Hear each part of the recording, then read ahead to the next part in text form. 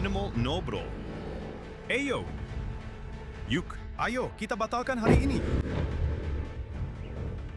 Ini bukan tahun 2022 lagi, dan Putin perlahan mulai menyadari itu. Pada tanggal 13 Agustus, Putin membuat kesalahan besar. Dia secara terbuka memperingatkan bahwa jika negara-negara Eropa tidak berhenti memberlakukan sanksi mereka terhadap armada bayangan Rusia, maka Rusia akan dipaksa untuk mulai menyerang kapal dan tanker Eropa. Tapi dia lupa satu hal. Kapal-kapal Rusia sudah lama tidak lagi patuh pada Rusia. Di Laut Hitam, Ukraina yang menentukan di mana kapal-kapal Rusia boleh berada atau tidak. Dan ada alasan mengapa armada Laut Hitam Rusia harus melarikan diri dari Crimea, meninggalkan Sevastopol, dan bersembunyi di Novorossiysk. Kan tebak apa? Bahkan itu pun belum cukup jauh. Ukraina baru saja merespons ancaman Putin, dan respon tersebut membuat satu hal menjadi sangat jelas bagi Kremlin. Angkatan Laut Rusia sebenarnya sudah bukan lagi angkatan laut. Salah satu pangkalan angkatan laut utama Rusia terbakar di depan mata dunia, dan kapal perang Rusia secara resmi tidak punya tempat bersembunyi. Dan tebak apa?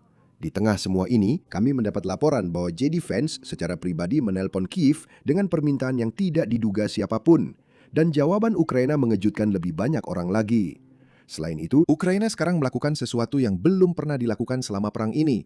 Jadi mari kita bahas semua ini dan lebih banyak lagi di video hari ini. Kita mulai dengan berita terpenting. Seperti yang bisa Anda lihat dari laporan di layar Anda, negara-negara Eropa yang dipimpin terutama oleh Italia sekarang benar-benar mulai menegakkan sanksi mereka. Baru-baru ini, pada awal bulan ini, pasukan yang dipimpin Italia menaiki kapal tanker Rusia untuk memastikan kapal tersebut tidak melanggar hukum Uni Eropa. Sebenarnya ini bukan benar-benar kapal tanker Rusia karena banyak kapal menggunakan bendera kemudahan, tapi kemungkinan besar kapal ini membawa kargo Rusia. Tentu saja, Putin tidak terlalu senang dengan hal ini karena, Anda tahu, ketika orang mulai menegakkan aturan, Rusia jadi semakin sulit untuk terus melanggarnya. Jadi Putin harus tampil di depan umum dan mulai menggertak lagi, seperti yang sudah dia lakukan sepanjang perang ini. Pada dasarnya, dia membuat pernyataan dengan mengatakan, "Hey, kami bisa membuat hidup semua orang jadi neraka." Seolah-olah Rusia belum melakukan itu. Coba dengarkan apa yang dia katakan. Saya ingin menarik perhatian Anda pada keputusan-keputusan Uni Eropa yang terjadi belum lama ini. Kita lihat bahwa otoritas beberapa negara dengan melanggar hukum maritim internasional sedang berusaha membatasi pergerakan kapal-kapal operator ekonomi kita, kapal sipil sebenarnya. Dan baru-baru ini, mereka mencetuskan ide untuk menangkap kapal-kapal kita dan menjual barang-barang curian tersebut. Tentu saja, ini tidak lebih dari pembajakan dan perampokan. Dan jika itu mulai terjadi dalam praktiknya, kita harus membalas dengan tindakan yang sama. Dan tidak harus di perairan tempat serangan terhadap kapal kami direncanakan. maka itu adalah tindakan perampokan. Tetapi dimanapun kami sendiri anggap perlu dan tepat untuk melakukannya. Maka itu adalah tindakan perampokan. Sekarang Putin akan segera menyesali kata-kata ini. Tapi pertama-tama penting untuk menunjukkan bahwa bukan hanya Putin yang melontarkan ancaman. Kami juga memiliki pejabat Rusia lainnya seperti boneka kecil kesayangan Putin, Medvedev, yang juga melontarkan ancaman serupa kepada pihak Eropa. Lihatlah apa yang dia katakan. Berikut adalah komentar yang dikatakan Medvedev. Ini kutipannya. Anjing-anjing Eropa itu tidak punya hak untuk menahan kapal dagang yang berlayar di bawah bendera non-Rusia, tetapi membawa kargo untuk kepentingan Rusia. Sebagian besar kapal Eropa Barat juga berlayar di bawah bendera negara lain demi kemudahan. Jadi Rusia punya hak untuk menyerang kapal dagang apapun milik negara musuh, baik di perairan kita maupun di perairan netral. Jika ada alasan yang cukup untuk mencurigai kapal itu membawa muatan demi kepentingan musuh, muatan apapun, ada banyak kapal seperti itu. Sekarang bagian terakhir ini dia akan menyesalinya. Biar saya tunjukkan apa yang dia katakan. Angkatan bersenjata Rusia mampu secara drastis memperluas operasi mereka keluar Laut Hitam. Sekarang saya tidak tahu apakah Medvedev benar-benar bodoh atau dia hanya pura-pura bodoh. Kalian beritahu saya di kolom komentar di bawah. Tapi saya cukup yakin dia tahu bahwa tidak ada kapal perang Rusia atau kapal angkatan laut Rusia di Laut Hitam. Itu karena serangan Ukraina. Dan tebak apa? Ini bukan sesuatu yang hanya berasal dari YouTuber pro-Ukraina sembarangan. Ini adalah sesuatu yang dikonfirmasi sendiri oleh pejabat Rusia. Lihat laporan ini dan ingat, laporan ini berasal dari tahun 2024. Jadi, sekitar 2 tahun yang lalu. Serangan Ukraina memaksa armada Laut Hitam Rusia memindahkan kapal perangnya dari Sevastopol ke Novorossiysk. Ini adalah sesuatu yang dikonfirmasi oleh pejabat Rusia kepada Reuters. Sekarang, penting untuk menunjukkan betapa besarnya peristiwa ini ketika itu terjadi. Pangkalan Sevastopol pada dasarnya adalah pangkalan armada Laut Hitam Rusia selama beberapa dekade sejak zaman Uni Soviet. Dan Rusia terpaksa melepaskan itu karena serangan-serangan Ukraina dan drone-drone Ukraina. Dan jangan lupa, satu-satunya alasan ini terjadi adalah karena Putin memulai operasi militer khusus 3 hari itu. Sekarang, setelah melepaskan Sevastopol, Angkatan Laut Rusia pindah ke Novorossiysk yang pada dasarnya ratusan mil jauhnya dari daerah ini. Tapi sayangnya, seperti yang baru saja kita ketahui 2 hari lalu, jarak itu masih belum cukup jauh. Jadi menurut saya, Angkatan Laut Rusia sekarang seperti tanpa rumah. Mereka tunawisma sekarang. Jadi kalau kalian ingin membantu, mungkin bisa kasih rekomendasi kemana mereka harus pergi selanjutnya. Rekomendasi saya adalah di dasar laut, tapi saya ragu mereka akan menerimanya. Tapi bagaimanapun juga, mari kita lihat serangan Ukraina ini. Seperti yang kalian tahu, Rusia menghabiskan miliaran dolar untuk menyebarkan propaganda mereka, dan kami berusaha sebaik mungkin untuk melawannya sebisa kami. Tapi kami benar-benar butuh dukungan kalian. Jadi kalau kalian belum berlangganan, silakan luangkan waktu sebentar untuk tekan tombol subscribe di bawah ini. Itu benar-benar sangat berarti. Sekarang mari kita lihat apa yang dilakukan Ukraina di Novorossiysk. Kalian lihat semua drone ini terbang ke Rusia dari Ukraina? Ini terjadi pada 11 Agustus. Perhatikan kelompok di bagian bawah, di selatan. Itu adalah drone-drone yang menuju armada Laut Hitam dan pangkalan Angkatan Laut yang ada di kota itu. Dan beginilah penampakannya di darat saat serangan itu benar-benar terjadi. Di sini kita punya seorang pria Rusia yang perlahan menyadari di depan kamera apa yang sedang terjadi. Awalnya, dia mengira itu hanya UFO yang dia lihat.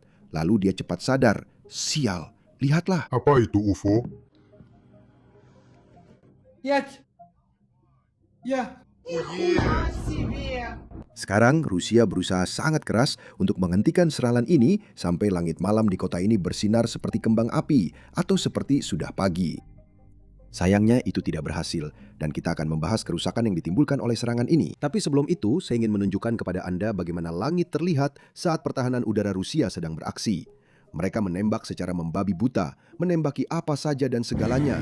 Lihatlah ini.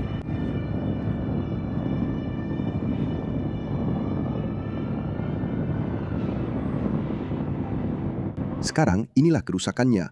Ini dilaporkan oleh Euromaidan Press, media lain, dan tentu saja ini juga diumumkan oleh pemerintah Ukraina sendiri, serta dikonfirmasi oleh blogger perang Rusia. Jadi ini adalah berita yang kita dapatkan konfirmasinya dari berbagai pihak, bukan hanya satu pihak saja yang berkata, "Hei, lihat kerusakan yang kami timbulkan." Tapi inilah kerusakannya. 4 kapal perang Rusia yang berbeda rusak dalam serangan ini, 2 fregat pembawa kaliber, 1 kapal rudal, dan 1 kapal patroli. Sekarang kita bahkan punya namanya. 2 fregat yang rusak itu bernama Admiral Markov dan Admiral Essen. Ini adalah di antara kapal permukaan terbaru dan terpenting yang Rusia simpan di Laut Hitam. Keduanya mampu meluncurkan rudal jelajah kaliber ke Ukraina, dan saya yakin mereka mungkin melakukannya hampir setiap malam. Rudal-rudal itu telah secara rutin menghantam kota-kota Ukraina, dan akhirnya Ukraina membalas dendam. Kapal-kapal itulah yang sebelumnya menyerang warga sipil Ukraina. Sekarang kemungkinan besar sudah tidak berguna lagi. Sekarang, ada bagian lain dari serangan ini yang mengejutkan semua orang. Dan ini adalah sesuatu yang dikonfirmasi langsung oleh Presiden Zelensky. Lihat pernyataannya. Untuk pertama kalinya selama perang ini, Ukraina benar-benar menggabungkan 15 senjata berbeda dalam satu operasi untuk menyerang tempat yang sebenarnya tidak diduga oleh Rusia. Sekarang kita benar-benar punya daftar perlengkapan yang digunakan Ukraina, jadi silahkan lihat. Dan ini adalah sesuatu yang dicuitkan oleh Zelensky. Sekarang saya akan membacakan namanya, tapi sebagai peringatan, saya mungkin tidak akan mengucapkannya dengan benar. Jadi inilah perusahaan dan drone yang ikut serta dalam operasi ini. Planintia, Pleco, Bars, Long Neptune bekerja sama, dan bersama dengan Mitch, Firepoint, ini adalah perusahaan penting yang sering kita dengar, Ramzaf, Sichin, Trust, Kario, Grober, Lipnui, dan drone Dovbush, serta kapal permukaan tak berawak Sargon dan Mamai. Sekarang ada detail penting dalam semua ini. Semua perusahaan ini, semua drone dan rudal ini diproduksi secara domestik. Jadi mereka dirancang dan dibangun di Ukraina. Dan itu penting karena jika mereka diproduksi secara domestik, Ukraina benar-benar tidak perlu meminta izin siapapun untuk menyerang sesuatu. Ukraina bisa saja melakukan operasi kapanpun mereka anggap perlu. Dan itulah yang telah Ukraina investasikan secara besar-besaran. Mereka telah berusaha membangun kemampuan pertahanan mereka. Dan mereka telah melakukan pekerjaan yang luar biasa. Faktanya, mereka mengungguli Rusia dalam hal inovasi dan produksi di bidang drone. Dan mereka juga berusaha mengejar ketertinggalan di bidang rudal. Dan tentu saja, Ukraina benar-benar ingin membangun sistem pertahanan rudal mereka sendiri agar mereka akhirnya bisa menghentikan rudal balistik Rusia dan tidak bergantung pada pencegat rudal Patriot atau yang lainnya. Sekarang, alasan lain mengapa ini penting adalah karena tepat pada waktu ini muncul sebuah laporan yang cukup mengejutkan. Ternyata Amerika Serikat baru saja membuat permintaan yang sangat spesifik kepada Ukraina tentang serangan-serangan ini. Nah, itu adalah permintaan yang ingin saya klarifikasi sedikit, karena ini memang masalah besar. Karena kita punya wakil presiden JD Vance, yang mungkin bukan penggemar Zelensky, benar-benar menelponnya secara langsung. Tapi sebelum itu, saya ingin menunjukkan kepada Anda bagaimana reaksi orang Rusia di kota tersebut setelah serangan ini terjadi.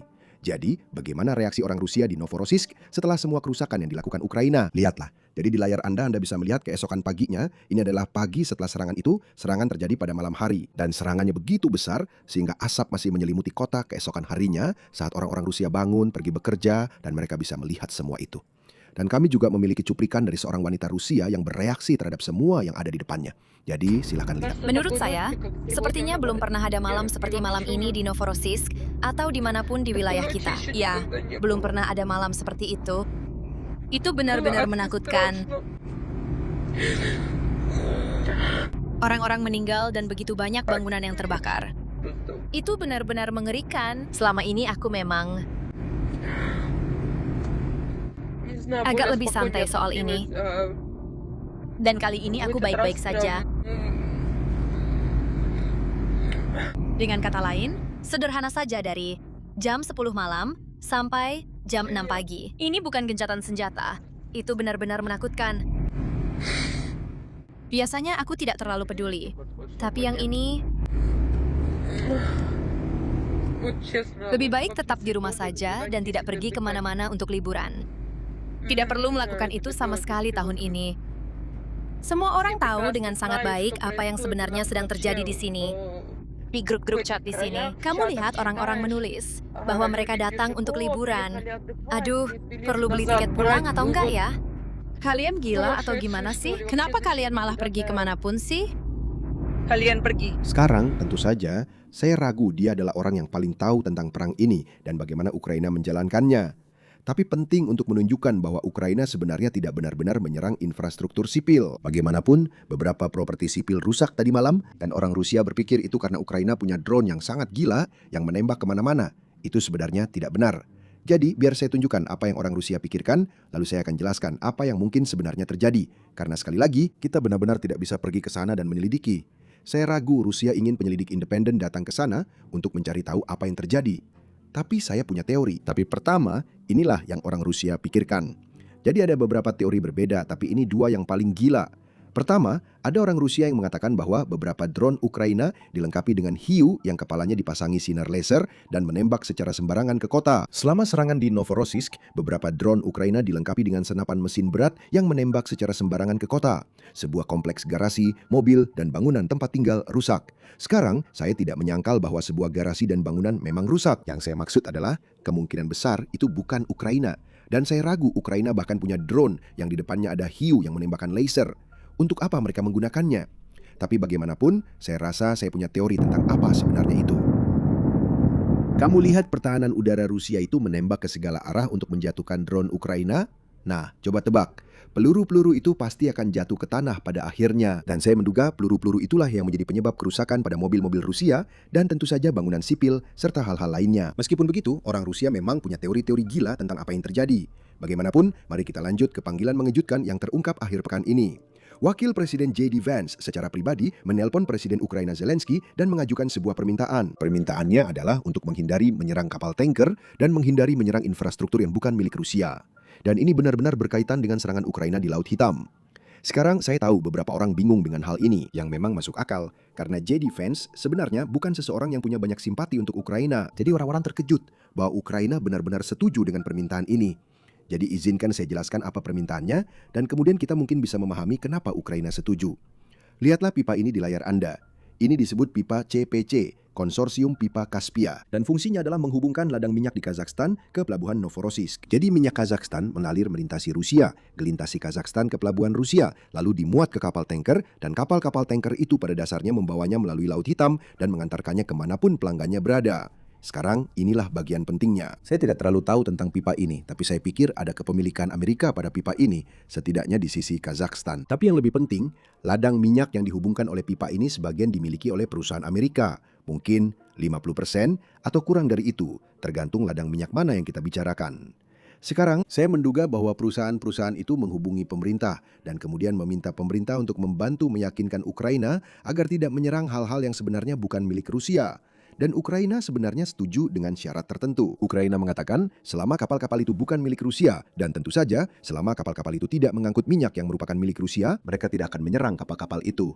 Dan di atas semua itu, Ukraina juga setuju untuk tidak menyerang pipa tersebut karena Kazakhstan dan tentu saja perusahaan-perusahaan Amerika sangat diuntungkan dari pipa itu, jauh lebih banyak daripada Rusia. Bukan berarti Rusia tidak diuntungkan, karena coba pikirkan, jika ada pipa yang melewati wilayah Anda mungkin mengenakan semacam biaya. Jadi Rusia mungkin mendapatkan sedikit uang, mungkin tidak sebanyak jika mereka menjual minyaknya sendiri. Tapi Rusia kemungkinan tetap mendapatkan uang, dan negara-negara lain juga mendapatkan uang.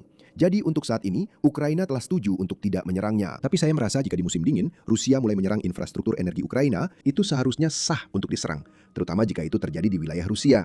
Tapi tetap saja, laporan ini cukup mengejutkan bahkan bagi saya karena Anda tidak akan menyangka JD Vance dan Zelensky benar-benar bisa berbicara dengan baik.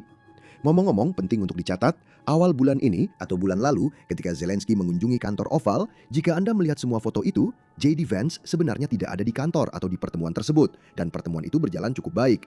Jadi itu memberitahu Anda sesuatu, mengapa pertemuan pertama tidak berjalan baik dan siapa yang memulai pertengkaran. Tapi mari kita lanjutkan ceritanya. Karena pada malam yang sama, drone Ukraina juga pergi ke tempat lain dan mulai menyerang kilang minyak Rusia. Dan itu berarti antrean bahan bakar kembali terjadi di Rusia. Sekarang, sebelum kita membahas cerita itu, saya punya beberapa meme untuk kalian yang ingin saya bagikan. Dan seperti yang kalian tahu, aturannya cukup sederhana. Jika kalian menikmati meme-memnya, tekan tombol subscribe di bawah ini. Itu sangat membantu kami. Jika kalian sudah subscribe, cukup tekan tombol like. Jadi, mari kita mulai. Meme pertama yang kita punya sebenarnya tentang cerita yang baru saja kita bahas. Dan meme-nya seperti ini, Vance menelpon Zelensky dan berkata, "Hey, berhenti meledakkan tanker." Zelensky setuju, lalu dia malah meledakkan pelabuhan supaya tidak ada minyak yang dimuat ke tanker. Ini cuma meme teman-teman, ini bukan kenyataan. Ukraina sebenarnya menyerang pangkalan angkatan laut, bukan pelabuhan sipil. Perbedaan penting yang ingin saya tekankan. Saya tahu ini merusak leluconnya, tapi bagaimanapun di sini kita punya meme kedua yang berasal dari sebuah restoran Ukraina atau suatu tempat di Ukraina. Tulisannya, jika terjadi serangan rudal, bersembunyilah di bawah urinoir ini. Sampai sekarang belum ada yang bisa membidiknya. Saya rasa para pria akan mengerti, ini lelucon yang menjijikan, tapi sayangnya memang kenyataan. Dan yang terakhir ini agak panjang, tapi ini cerita yang bagus. Ini adalah percakapan antara Stalin dan Putin. Pertama, Stalin berkata, "Kamerat Putin, mengapa kamu menyerang Ukraina?" Putin menjawab, "Karena Ukraina tidak ada." Benarkah? Ya, Lenin yang menciptakannya, jadi kamu menyerang negara yang tidak ada. Orang Ukraina dan Rusia adalah satu bangsa, jadi orang Ukraina tidak ada. Benar, lalu siapa yang tinggal di Ukraina? Orang Rusia. Jadi kenapa kamu menyerang orang Rusia untuk mendenazifikasi Ukraina? Mendenazifikasi dari siapa? Orang Ukraina. Tapi orang Ukraina tidak ada. Kami melindungi penutur bahasa Rusia. Dari siapa? Nazi. Tapi kamu bilang semua orang di sana adalah orang Rusia. Jadi Nazi itu orang Rusia. Putin tidak menjawab. Baiklah, jadi siapa yang sudah dilawan Rusia selama ini? NATO. Apakah Ukraina anggota NATO? Tidak. Lalu bagaimana kamu melawan NATO? NATO melawan kami lewat orang Ukraina. Orang Ukraina yang katanya tidak ada itu, di sini Stalin terdiam cukup lama dan berkata, "Bahkan saya pun tidak akan pernah terpikirkan hal seperti ini." Ini benar-benar menjelaskan betapa gilanya argumen Rusia untuk menginvasi Ukraina. Sekarang, klip terakhir ini sangat mengejutkan dan juga merupakan iklan gratis untuk sebuah restoran yang mungkin tidak kalian duga akan muncul di channel ini, tapi restorannya punya dekorasi yang bagus. Restoran ini ada di Georgia dan sepertinya berada di tempat yang sering dikunjungi orang Rusia. Tapi mereka benar-benar terkejut melihat seperti apa restoran ini sebenarnya. Jadi, lihatlah klip berikut ini. Mereka bilang tempat ini punya hinkali terbaik di sekitar sini. Mari kita cari tahu. Lihat apa yang tertulis di sini. Kami berhenti di sebuah kafe pinggir jalan di Georgia. Dan ada tanda di mana-mana yang mengatakan 20% wilayah Georgia diduduki oleh Rusia. Wi-Fi. Abkhazia adalah Georgia. Kata Sandi.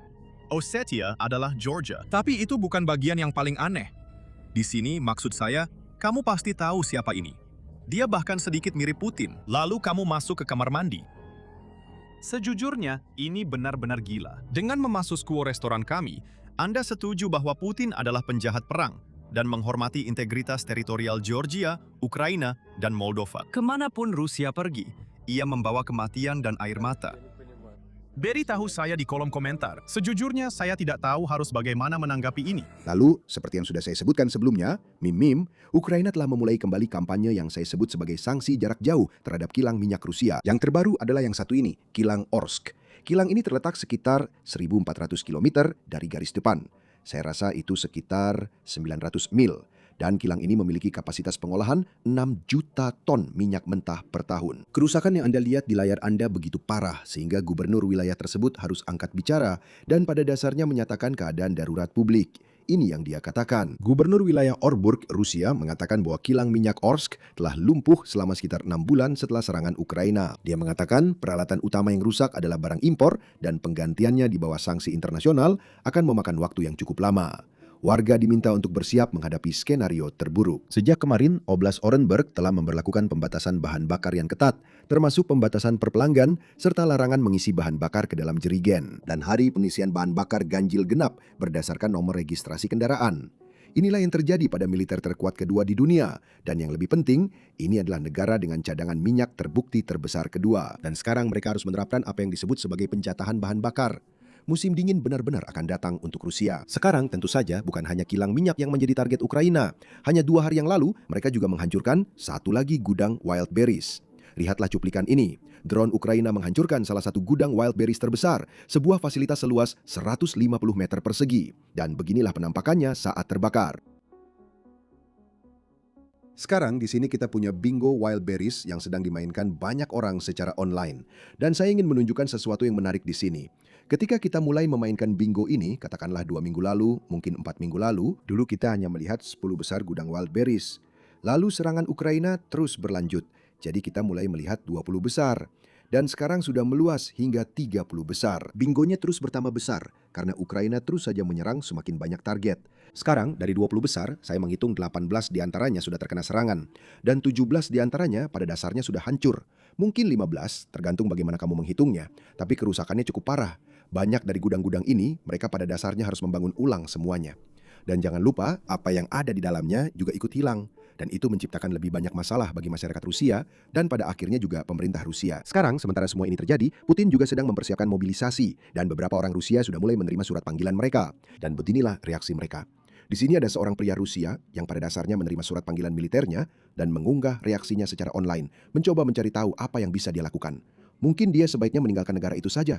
Lihatlah. Ini benar-benar gila. Saya menerima surat panggilan wajib militer hari ini.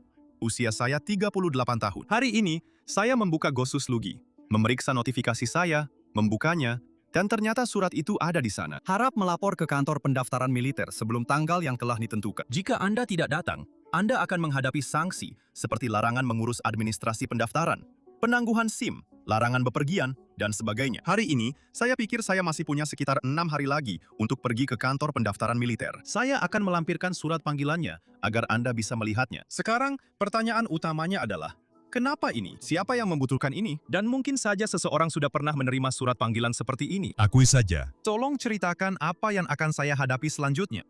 Sekarang saya ingin menunjukkan kepada kalian cerita lain tentang panggilan militer yang sedang dikirimkan di Rusia. Dan ini adalah kisah sedih tentang bagaimana orang Rusia dan orang Ukraina sangat terhubung. Kita punya keluarga yang anggotanya tinggal di kedua sisi dan mendukung pihak yang berbeda. Jadi ya, tidak terduga, unik. Saya tidak tahu kata sifat apa yang paling tepat, tapi lihatlah cerita ini. Ini benar-benar mengejutkan. Sepupu saya dari Moskow menelpon untuk pertama kalinya setelah sekian lama, menuduh kami tidak mau berkompromi. Alasan dia menelpon, suaminya menerima surat panggilan, jadi mereka pergi bersama-sama untuk berjaga-jaga. Saat mereka duduk menunggu antrean, para perempuan yang sudah menjalani pemeriksaan medis tidak kembali keluar. Mereka langsung dimobilisasi. Dan suaminya berhasil menghindar sementara karena dia membawa surat keterangan tentang putrinya yang berkebutuhan khusus. Tapi mereka memberitahunya bahwa autisme putrinya tidak otomatis memberinya penundaan penuh dan mereka akan mengirimnya ke suatu tempat untuk pelatihan dalam 2 minggu. Ini terjadi meskipun mereka berdua memiliki paspor Ukraina. Mereka sudah tinggal di Moskow sejak 2011. Dia mengatakan 70% dari mereka yang datang ke kantor pendaftaran militer tidak kembali keluar. Dan semua erangan dan ratapan para ibu serta istri dibungkam polisi dengan kasar. Jadi ya, inilah kenyataannya. Benar-benar kisah yang menejutkan mengingat bagaimana banyak orang punya hubungan keluarga di kedua belah pihak. Tapi selain itu, mobilisasi belum terjadi. Mobilisasi besar kemungkinan akan terjadi setelah pemilihan yang berlangsung pada bulan September. Jadi hal-hal seperti ini sudah terjadi bahkan sebelum itu. Jadi pasti ada hal-hal menarik yang terjadi di Rusia. Dan sepertinya Putin tidak ingin mengakhiri perang dalam waktu dekat. Sekarang izinkan saya mengakhiri hari ini dengan sesuatu yang baru. Kami baru saja meluncurkan podcast baru dan tamu pertama kami adalah mantan Komandan Angkatan Laut Dave Stevens. Sekarang saya punya cuplikan percakapan yang ingin saya bagikan kepada kalian, tapi sebelum itu saya punya satu permintaan kecil. Dave Stevens adalah seorang penulis dan dia baru saja merilis buku baru berjudul Disaster Prepping for Dummies. Jadi kalau kalian tertarik dengan bukunya, saya sangat merekomendasikan kalian untuk cek bukunya. Saya akan taruh tautannya di deskripsi, tautan Amazon, atau kalian bisa cari bukunya dimanapun kalian biasa membeli buku, e-book, Audible, dimanapun kalian mau. Tapi selain itu, kami akan membagikan 10 eksemplar buku kepada orang-orang yang berlangganan dan berkomentar di video ini. Jadi tinggalkan komentar di bawah dan jangan lupa cek bukunya kalau kalian tertarik. Dan sekarang, di sini kami punya cuplikan dari episode pertama podcast baru kami Di sini kami punya cuplikan dari sebuah drone. yang sedang menghindari rudal pertahanan udara Rusia. Setidaknya itu yang saya lihat. Tapi Anda bisa berbagi apa yang Anda lihat. Anda jelas jauh lebih berpengalaman dalam hal ini. Itu adalah sistem Panzer, yaitu sistem rudal jarak pendek yang dirancang untuk melindungi target, tapi juga beberapa roket yang lebih besar seperti S-300 dan S-400. Ini cukup gila. Anda bisa melihat drone itu memang berbelok, tapi drone itu sebenarnya terbang menembus jejak asap rudal.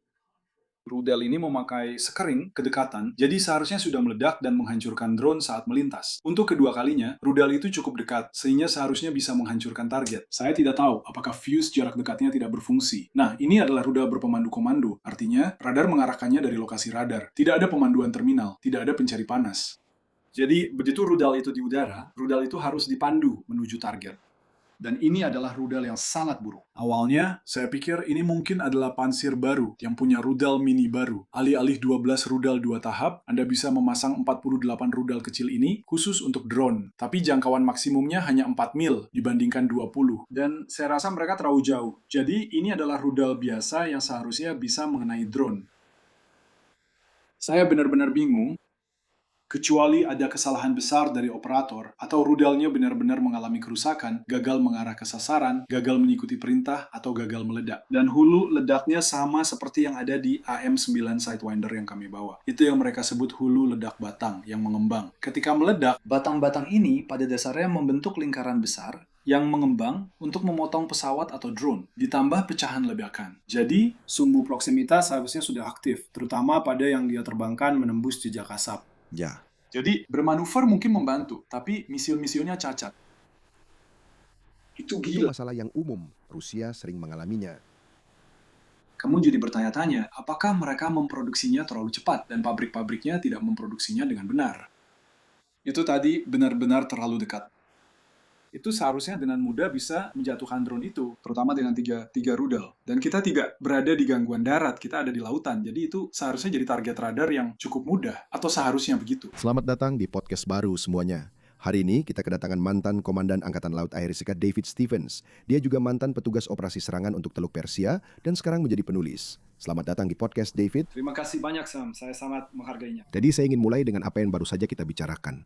Bagaimana caranya Anda bisa beralih dari seorang pilot F-18 dan perencana serangan menjadi penulis buku tentang persiapan menghadapi bencana? Itu pertanyaan yang bagus. Paruh pertama karir saya sebagian besar terdiri dari merencanakan dan menimbulkan bencana.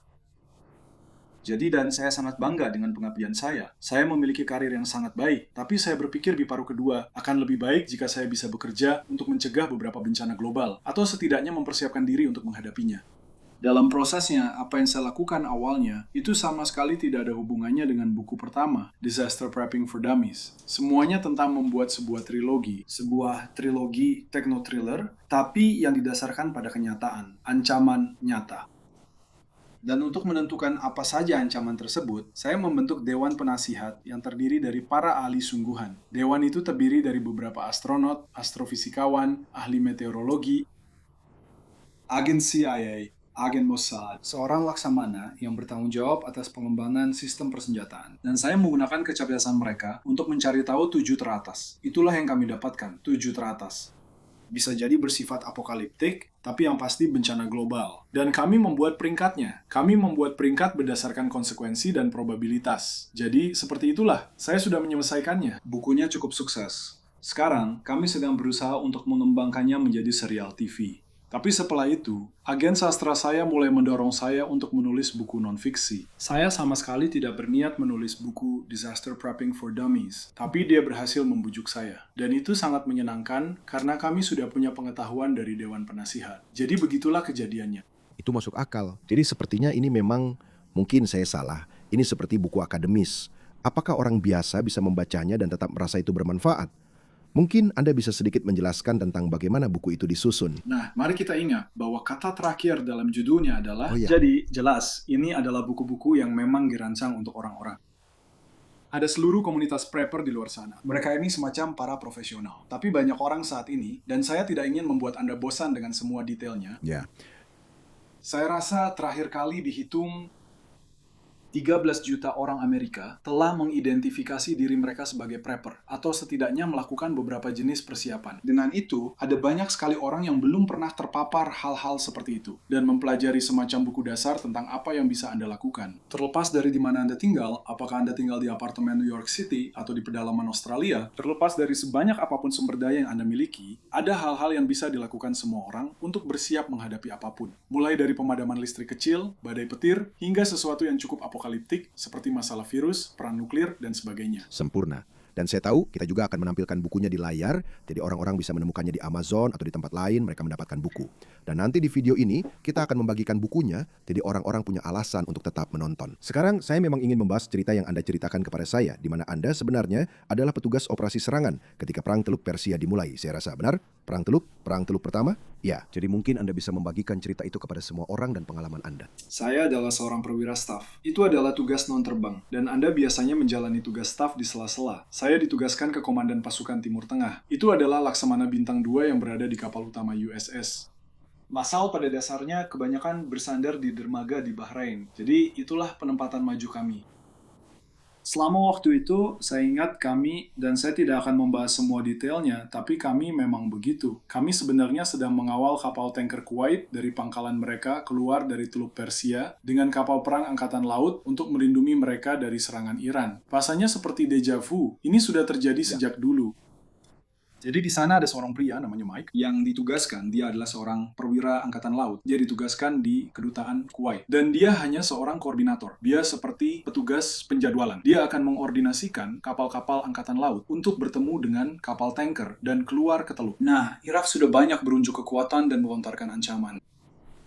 Dan kami tahu itu, tapi belum ada bukti langsung bahwa akan terjadi sesuatu. Itu pada dasarnya hanya upaya menakut-nakuti orang Kuwait agar menyerah. Nah, suatu malam, mungkin sekitar tengah malam, saya mendapat telepon dari Mike, dan dia berkata, begini, kami melihat banyak pergerakan pasukan Kuwait di jalan, dan kami agak penasaran, apakah kalian mendengar sesuatu? Tentu saja, saya menelpon mereka. Kami punya departemen intel yang sangat besar, seperti yang bisa kamu bayangkan, di kapal komando. Intel militer, CIA, dan sebagainya. Dan saya menelpon ke sana, dan mereka bilang, ya, kami sudah melihat gambar satelitnya. Kami pikir itu hanya gertakan saja. Jadi saya bilang ke dia, sekarang, kami berbicara lewat telepon satelit terenkripsi, jadi ini aman. Dan dia ada di kompleks kedutaan. Dia menelpon sekitar 1 jam kemudian, dan dia bilang, ya, duta besar kami bilang, dia kesulitan menghubungi pemerintah Kuwait saat ini. Saluran telepon mati. Dan dia bilang, kami mendengar beberapa ledakan di kejauhan. Bisakah Anda konfirmasi? Saya menelpon lagi ke bawah, dan mereka bilang tidak. Jadi saat dia menelpon untuk ketiga kalinya, mungkin jam 2 pagi, dia bilang, ayo, ada sesuatu yang terjadi. Dia bilang, kami tidak hanya melihat pergerakan pasukan Kuwait, tapi ada beberapa tank T-72 Kuwait yang diparkir di depan kedutaan. Jadi saya menelpon lagi ke bawah, dan jawabannya adalah, orang Kuwait tidak punya tank T-72.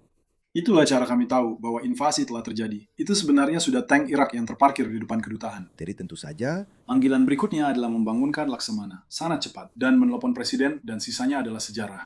wow, jadi secara teknis Anda adalah orang pertama yang, bukan pertama, tapi salah satu dari yang pertama yang seperti mengonfirmasi ada invasi dan mereka sudah berada di dalam kota. Mike sudah tahu, tapi dia hanya tidak tahu tentang 78 Apa itu? orang angkatan laut itu. Ya, tentu saja. Oke, sekarang karena kita sedang membicarakan kapal Iran, ini masih terjadi. Dan baru-baru ini sebenarnya Ukraina menyerang kapal Iran yang sedang mengangkut sepertinya komponen drone ke Rusia. Dan kemudian Iran mengatakan mereka akan menyerang Ukraina. Dan kamu mengangkat poin yang menarik. Kamu melihat reaksi media? Kami sudah sering membahas reaksi media. Tapi sekarang Ukraina juga punya kemampuan untuk menyerang Iran. Bukan hanya Iran yang bisa menyerang Ukraina. Ya, itu. Jika Anda ingin mendengarkan sisa percakapan, Anda bisa melakukannya dengan mengklik layar akhir di layar Anda, mengklik kartu di atas, atau dengan mengklik tautan di deskripsi. Atau Anda juga bisa mencari nama podcast yang akan saya tampilkan di layar di platform podcast manapun yang Anda gunakan. Kami berencana untuk membuat 1 episode setiap minggu, wawancara baru di mana saya belajar banyak hal. Dulu saya melakukan percakapan seperti ini hanya di balik layar, tapi saya ingin membagikannya karena percakapan ini sangat edukatif. Jadi itu saja yang bisa saya sampaikan untuk kalian. Nama saya Sam dan sampai jumpa di video berikutnya.